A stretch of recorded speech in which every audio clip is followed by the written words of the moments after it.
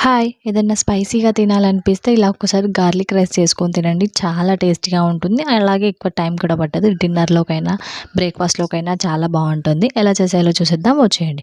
ముందుగా ఒక పెద్ద వెల్లుల్లి రెబ్బను మొత్తం ఇలా పొట్టు తీసేసి కచ్చాపచ్చాగా దంచేసుకోండి. ఆ తర్వాత 1 టీ స్పూన్ కారం, హాఫ్ టీ స్పూన్ సాల్ట్ మీ టేస్ట్‌కి తగ్గట్టుగా వేసుకోండి. ఆ తర్వాత పావు టీ స్పూన్ పసుపు యాడ్ చేసి కొంచెం గరం మసాలా వేసి మళ్ళీ ఒకసారి స్మాష్ చేసుకోండి అంతా. కలిసే విధంగా కలిపేసి పక్కన పెట్టేసుకోండి. ఆ తర్వాత ఒక పాన్ పెట్టుకొని 2 టేబుల్ స్పూన్ ఆయిల్ హీట్ చేసుకొని ఆవాలు, జీలకర్ర, మినపప్పు వేసుకొని ఫ్రై చేసుకోండి. ఆ తర్వాత కొంచెం కరివేపాకు, ఒక 2 స్లైసెస్ మిర్చీస్‌ని యాడ్ చేసుకోండి. ఆ తర్వాత మనం దంచి పెట్టుకున్న వెల్లుల్లి పేస్ట్ ఉంది కదా! అది కూడా యాడ్ చేసేసుకోండి.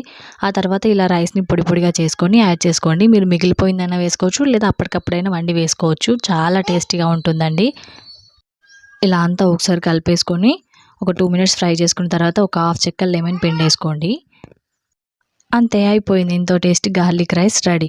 దీంట్లో 2 ఉల్లిపాయలు పెట్టుకొని తింటే ఆహా! అమృతంలా అనిపిస్తుందండి. మరి వీడియో నచ్చినట్లయితే లైక్ చేసి, షేర్ చేసి మరిన్ని వీడియోస్ కోసం మన ఛానల్‌ని సబ్స్క్రైబ్ చేసుకోండి.